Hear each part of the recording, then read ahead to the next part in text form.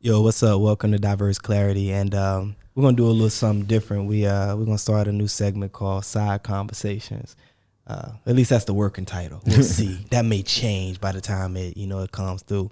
But we wanna make sure if we had some ideas of things that we wanted to talk about, some quick little shots or whatever, right? We'll put it just up on the social media, For sure. right? So, but one thing that we wanted to talk about was if you could sit down with somebody and have a conversation, one people, two people, famous or not, doesn't matter.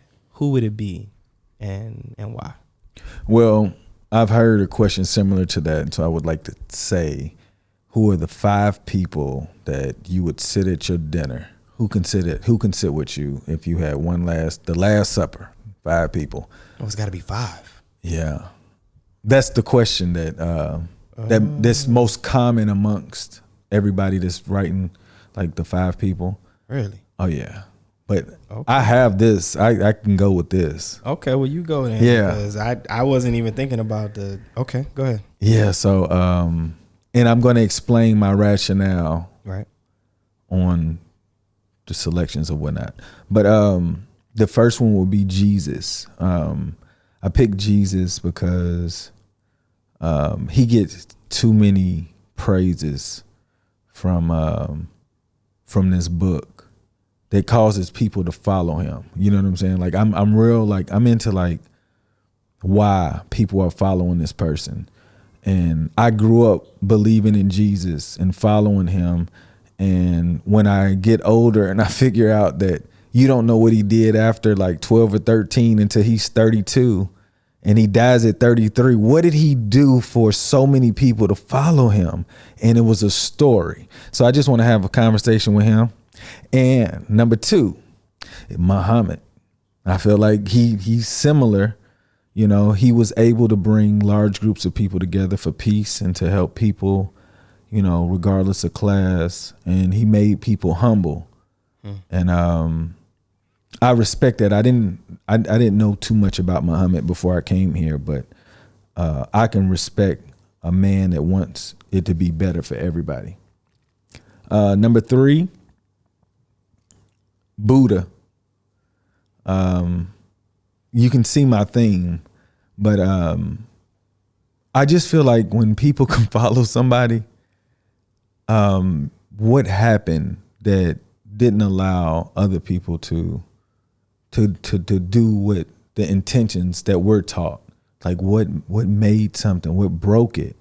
Like if everybody's intention is to do good for people, how did we lose? You know what I'm saying? Number 4 is Confucius. And in same thing, you know what I'm saying? Like people in the Far East still pray to this man and give thanks for some of his sayings that we use and through jokes or whatever. It's like he's been dead for how long and we still know his name. So those 4, and the 5th person, it was originally going to be my father because I wanted to show him that these men wanted to sit with me. But I figure my father's always going to be with me. So the 5th person is James Baldwin. And the reason why I say James Baldwin, because James Baldwin was no different than Malcolm X or Martin Luther King. I just believe that his communication was over people's heads and they didn't have any idea what he was talking about because he was just beyond his time. Like Malcolm and Martin, they spoke to large groups of people, right? And these people started to listen and you could see things happening and they had to kill him. They couldn't kill James Baldwin because nobody knew what he was talking about. You had to be a true scholar to understand that the information he was trying to tell people.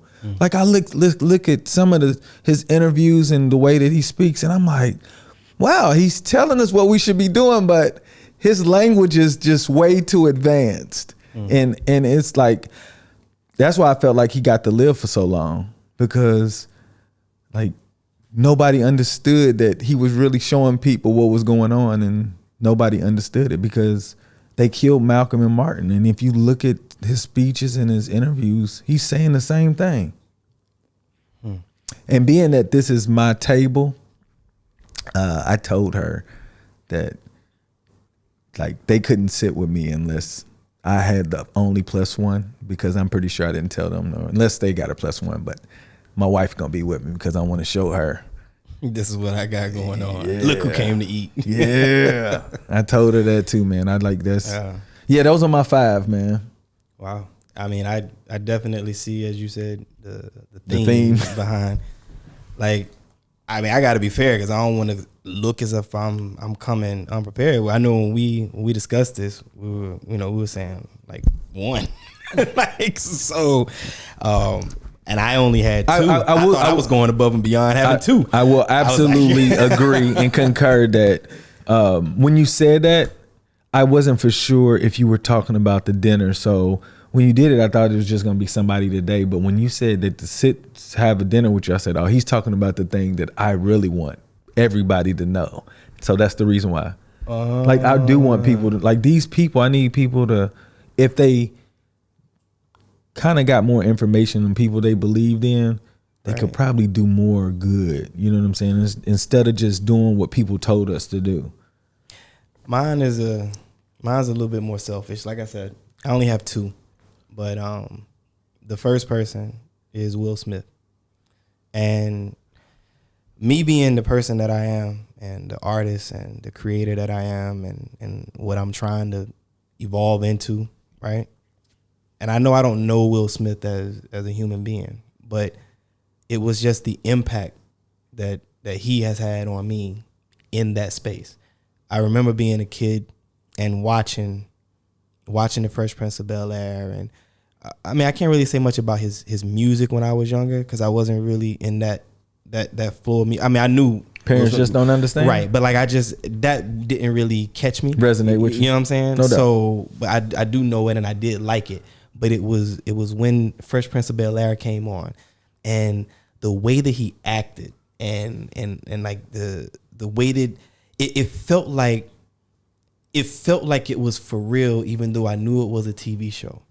And like every interview that I saw about him, like that I gravitated towards. Every article that I could find about him, you know, and whatever magazine, like I was, because we didn't have internet, but like all of that, yeah, I gravitated towards. But watching the show, I was mesmerized. And I know this is me saying this about Will Smith based on not a false idea, but at least my perception of him based on what I saw in the media and on television. And then as we move forward going into the movies, it was like the way that he was on the show and the way that he acted and the things that he was able to do and the way that he made me laugh and the points where he became serious and things or whatever. It was just a part of me that felt like I wanted to be a part of that.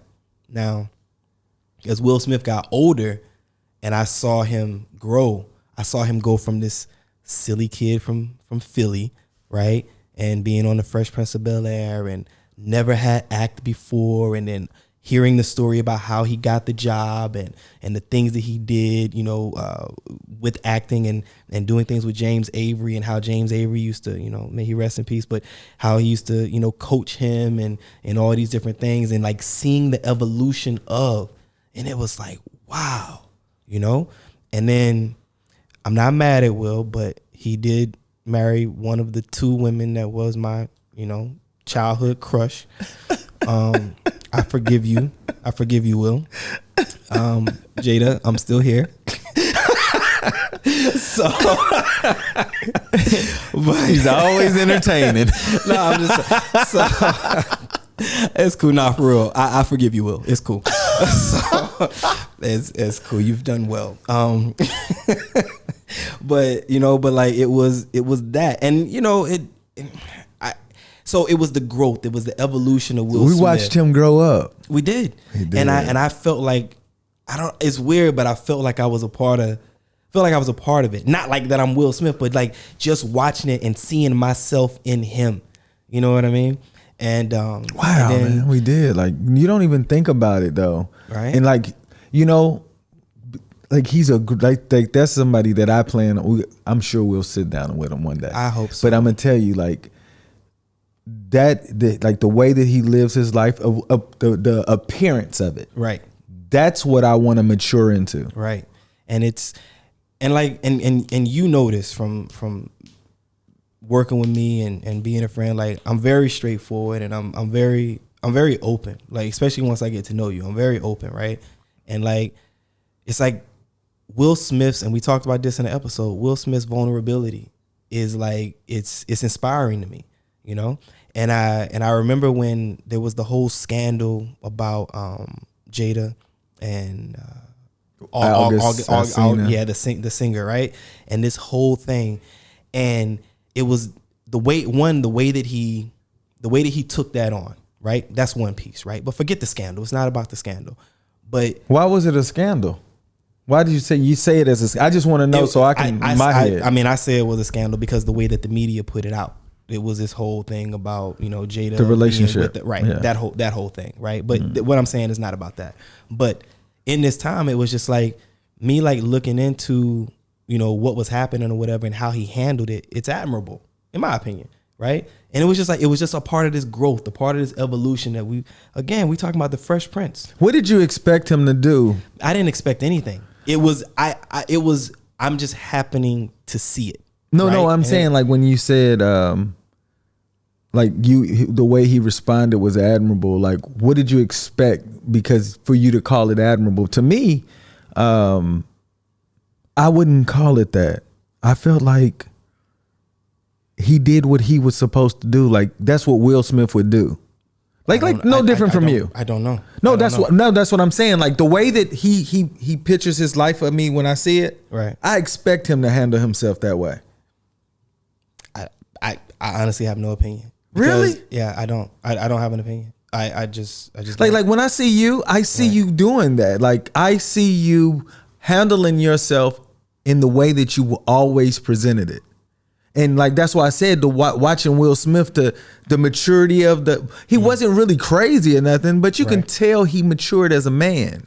So when you say it's admirable, to me, something admirable is something that you didn't think somebody had in them. I say, well, that's what I see here. Well, I mean, I guess it could be perceived that way. I say admirable because I think maybe the average person would not have responded the way that he did. Correct, without a doubt. So I'm not going to sit and pretend, even though I've followed Will Smith his entire career, right?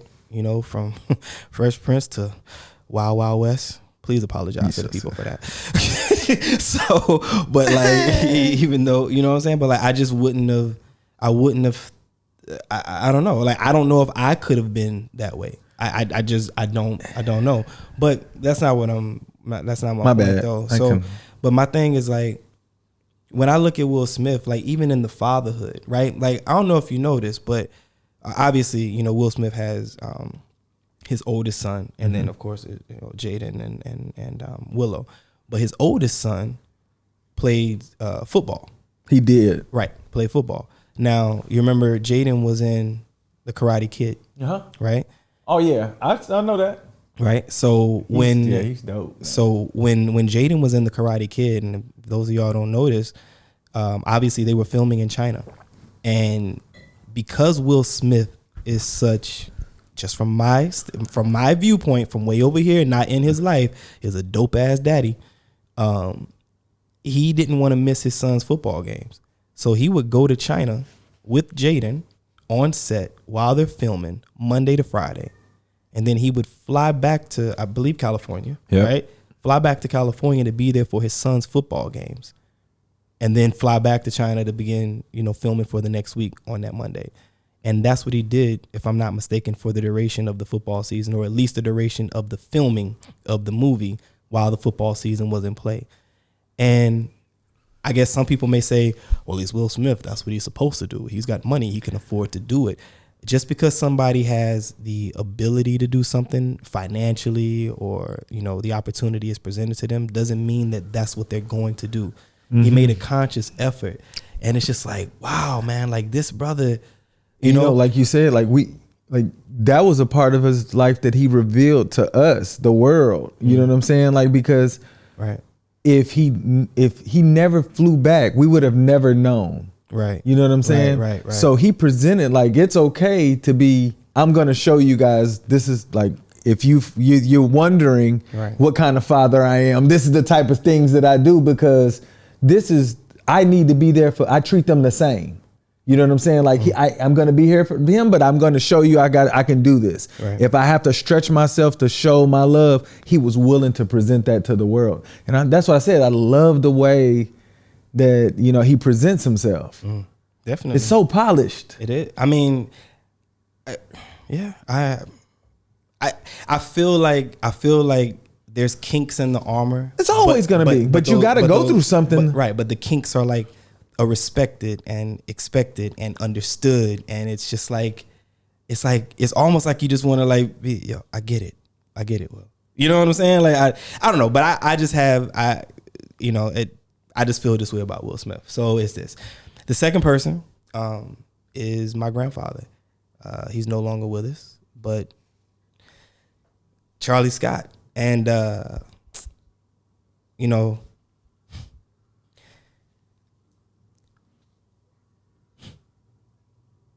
are you from?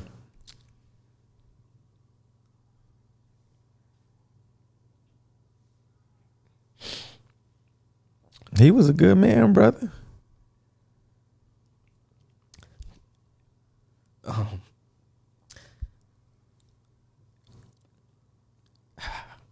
on. April 11, 95. I was a kid that I never went on spring break. Every summer and every spring break, I would always go to my grandparents' house. And this April was no different. But my grandfather he had been diagnosed with prostate cancer. And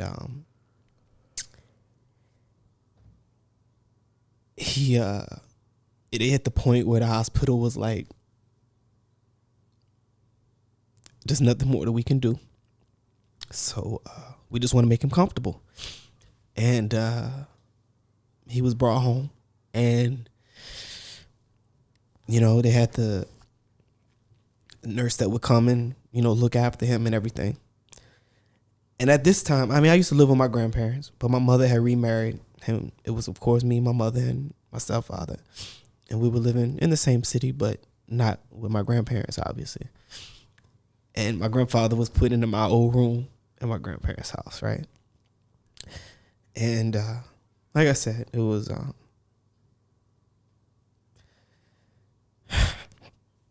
I'm sorry, y'all. You good, man. We here with you, brother. I just miss him, man. He's there with you, brother. You got to believe that. And he's enjoying everything you're doing, whether you believe this or not. That's why my father couldn't come with me. It's way more peaceful to know that he's watching you, brother. So it was April 11, 95. And I was at my grandparents' house, and I remember my oldest uncle, who's also named after my grandfather, Charlie Scott. He's the junior, of course. And we were in the bedroom, and my uncle said, I'm gonna go in the kitchen to get something to eat. You want something? I said, nah, I'm okay. And so I went to go sit in the chair that was next to the bed by my grandfather. Now, when I was a little kid, my grandfather used to always say, because we supposed to protect the women in the family. And he used to always say, what you gonna do when I'm dead and gone? And our response is supposed to be, I'm gonna be a man, granddaddy. I'm like, all right, protect your grandma. And, it's like, yeah. So my uncle leaves, and I'm sitting in the chair, and my grandfather is, he's laying there, and I remember like touching him and holding his hand and just talking to him. And he looked at me while he's laying there, and he said, boy, so what you gonna do when I'm dead and gone? I looked at her, I said, I'm gonna be a man, granddad. I'm gonna be a man. He said, all right. And he closed his eyes and he passed away. And it started raining. Thunder. And my heart dropped. And I remember calling. And my uncle and my aunts came. And I just froze. I couldn't do nothing. And he left. And I want to sit with him. Because I want to show him that I've been a fucking man. That I've been doing it. That I've been through shit. But because of him. And because of what he taught me. As the man in my life. Because I didn't have my father around. I am who I am because of him. In many ways. So I want to share that dinner with him. And the rest of y'all got to get the fuck out. I don't want nobody to be there. You too will. That's dope though, man. Well, yeah. You like, do you know the impact that he had on you? To like, that's dope. That's got to be a great feeling. You know, there's for you to be able to have that feeling. Just imagine how many people don't have that feeling, brother, and it still pushes you to have him sit with you. Now, he's very impactful, man. I'm telling you, man, I believe in a lot of things that, you know, could be by faith or by science or whatnot. But I do know that you made him proud, if anything. And I'll tell you this, you know how proud, because he left you at an early age and you've been doing pretty well for yourself. So you learn quickly. So he's even more proud because he didn't have to worry about you as much as he thought. Yeah. Think about it. You made him rest easy. Well, he smacked my butt enough to make sure I did right. Yeah, brother. From belts to sugarcane. I got it. Well, you know, just look. I mean, just be grateful that you got the opportunity to get those lessons. Yeah. Because you panned out pretty well, man. And you still, like, I mean, you know how when I told you about Cole, his ceiling, like your ceiling, like you don't have a ceiling like that because the reason why I don't know what your ceiling is because I feel like you haven't gotten the opportunity to be able to bust through it, whatever it is. You know what I'm saying? But when you get there, then I can have a better idea of what your ceiling is. But for you to get here, for you to be so young, for somebody that impacted you, man, you're doing really well, man. Thank you. And I'm telling you, he's smiling. And if he's not smiling, it's because he can't be here with you and smile with you. That's the only thing. But he's proud of you. Yeah, man. For those of y'all listening, watching, I'm sorry. Man, stop it. I love him though. And he means the world to me. So, but yeah. Well, hey, this is a new little thing we're trying to do. Just a little segment, a little talk or whatever. Just another piece of diverse clarity. So make sure you watch our episodes. You're already here on YouTube. Just scroll up and go look at season 1. Show some love. Do it. And make sure you comment. Talk Definitely. to us. All right. And stay tuned. Next episode, new episodes coming out every Saturday. Boom. Catch y'all then. Later.